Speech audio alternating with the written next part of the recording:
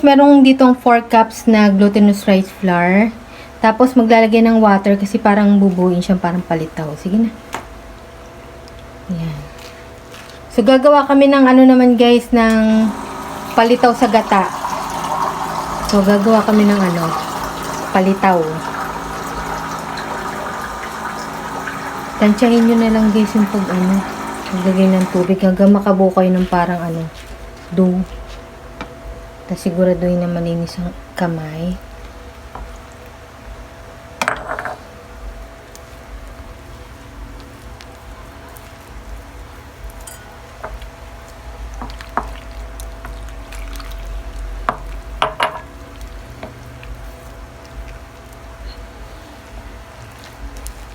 Ayan, dahan-dahanin nyo na lang yung lagay ng tubig. Tansyahin nyo lang, lalo na pag first time nyo maggawa ng ganyan. Siyempre hindi nyo pa masyadong tansyado yung dami ng tubig. Paunti-unti na lang ilagay nyo.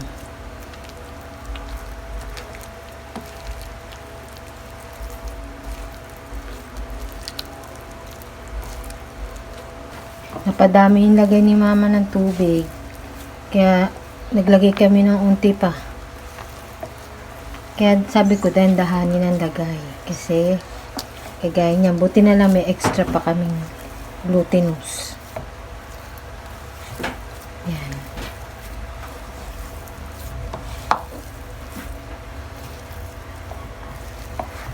Pwede rin guys kung ayaw nyo magganyan, yung palitaw na mismo, yung galapong sa palengke na nabibili, yun ang gamitin nyo.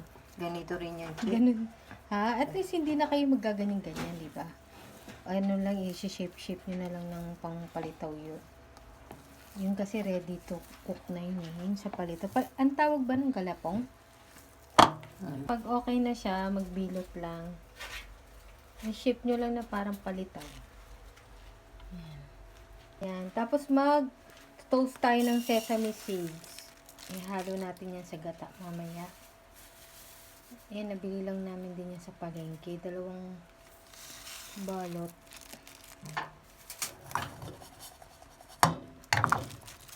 Walang kahit ano yung ano, kawali. Yung kawali lang talaga siya. Tapos papa-brownin lang yung sesame seeds. Pag nangamoy sunog na yan, okay na yan.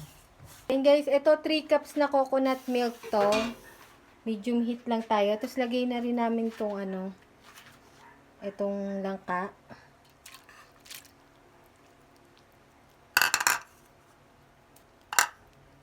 Saka yung asukal.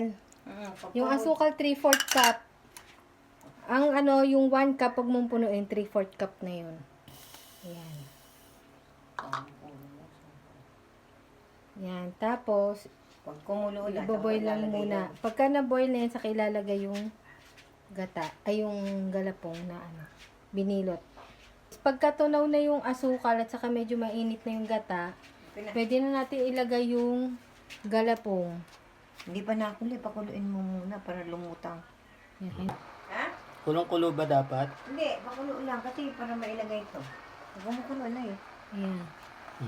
Pag malapit na siyang kumulo guys, pwede na ilagay yung Ganon din, galapong. palilitawin din. Aalsahin.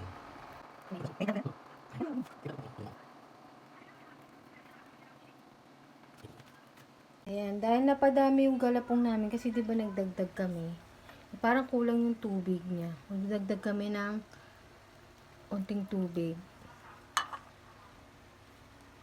Ayan. Kalahati. Ewan namin kung baka pag matabang maglalagay na lang kami ulit ng asukal. Kasi ang dami ng galapong eh, unti ng liquid. Marami ang tubig eh. Yan, dahil sobrang dami. Kasi di ba kanina ano, nagdagdag kami ng 2 beses sa glutinous rice flour dahil hindi mabuo. Ang dami kasi nilagay na tubig. Pwede mo naman tikman yung sabaw. Yung gata, yung ano, pwede namang i-ano So, yan. nagdagdag na lang Pakuluin kami mo ng lang. water. Kasi sayang naman kung hindi iluluto lahat yung ano, maninigas lang yan. So, ayan guys, nailagay naman, nagawa ng paraan, naglagay ng tubig.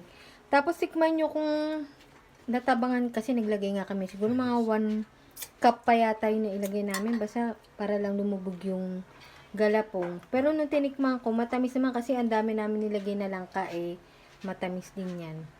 So, hindi na ako mag-a-add. Tapos, pagka yung galapong is naging transparent na siya, yung itsura ng palitaw, ganun. Tapos, palalaputin lang ng very, very light. Bago ilagay yung, yung sesame seeds na ating tinost kanina. Lagay na namin yung sesame seeds. Lahat na daw to. Spread ko.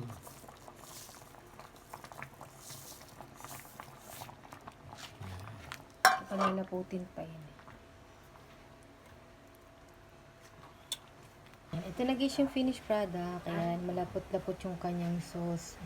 Saktong-sakto lang din yung kanyang tamis.